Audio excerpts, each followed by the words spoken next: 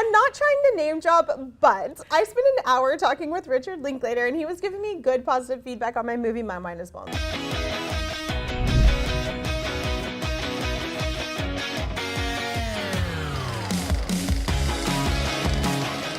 I'm so excited to be sitting with you, Augustine. I was so inspired by your story the other night. I just wanted the chance to share it with more people. Thank you. What has been the journey of never going back? I made a version of the film in 2014. I wrote a script very fast. I was gonna do it. I'm just gonna go for it. I'm just gonna make the movie. And I applied for a grant from AFS and I got the money, which was unbelievably helpful and encouraging, and made the film in 16 days. And shooting so quickly, it wasn't what I'd really intended, and the script had been rushed, and so I don't think I want to release it as is. And so a friend of mine, Toby Halbrooks, he was like, well, hey, why don't you just rewrite the script, make the changes you want, and then I'll produce it for you. And he's a really well-known, renowned producer. And so at first I said no, because you did? Yeah, I was so worn out. I was exhausted. Like, making a film is extremely hard, and it takes a lot of emotional toll on you. After some thought, and after a period of feeling really like I'd failed and I wasn't going to be able to do it, I decided, yeah, this is a great idea, and so many filmmakers would kill for this chance to remake their first thing. And so a year and a half later, we made the film. How does it feel now to share it in this way and have such momentum behind it?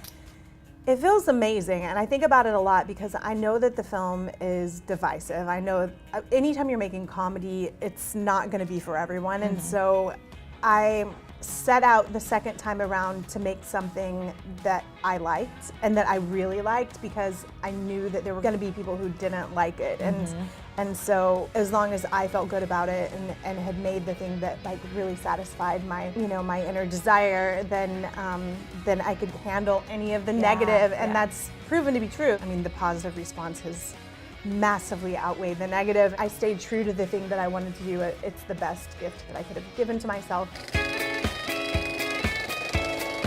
It's about two teen girls. They are 16, they've dropped out of school, they live on their own, they work at a diner, and they just want to have a chance to get out of town for a minute, go to the beach, not have to pay bills or worry about all of these adult things that they've been kind of dropped into in their life situation, and everything goes wrong. And it's based on my real life, like completely. I was 15 and grew up very poor and grew up with a lot of hardship. I wanted to just show this world and my experience, but in a funny, like, comedic way. We are going to Galveston for your birthday. Oh my God!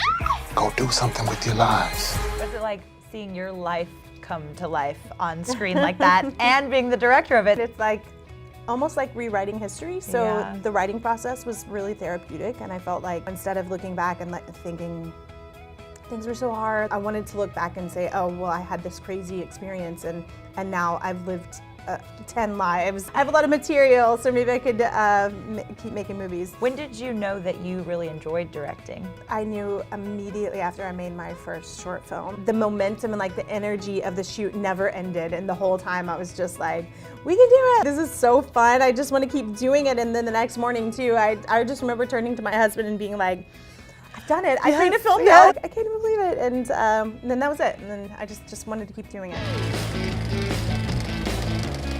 What inspiration have you found from the Texas filmmaking community? Richard Linklater's a huge influence, obviously. The amount of support that he's provided to the Austin Film Society and kind of this community that he's helped foster and grow here has been life-changing for me. That belief system that they've set up for young filmmakers who are, or maybe not young, but new filmmakers who are trying to make their way. I think I was more nervous at my first South by screening than I was at Sundance. Because it's so close to home, right? Yes, yeah. It's very, very personal for me. The first time I ever came to South by Southwest, I just remember watching Winter's Bone and just thinking, God, this movie is so fantastic. And then I just stayed all day long. I watched everything that they played at the Alamo Lamar, and I was like, one day I'm gonna be here and I'm gonna play my film. It was kind of perfect that my first feature had its first screening at that theater, and it was like a full circle moment, and it meant a lot to me.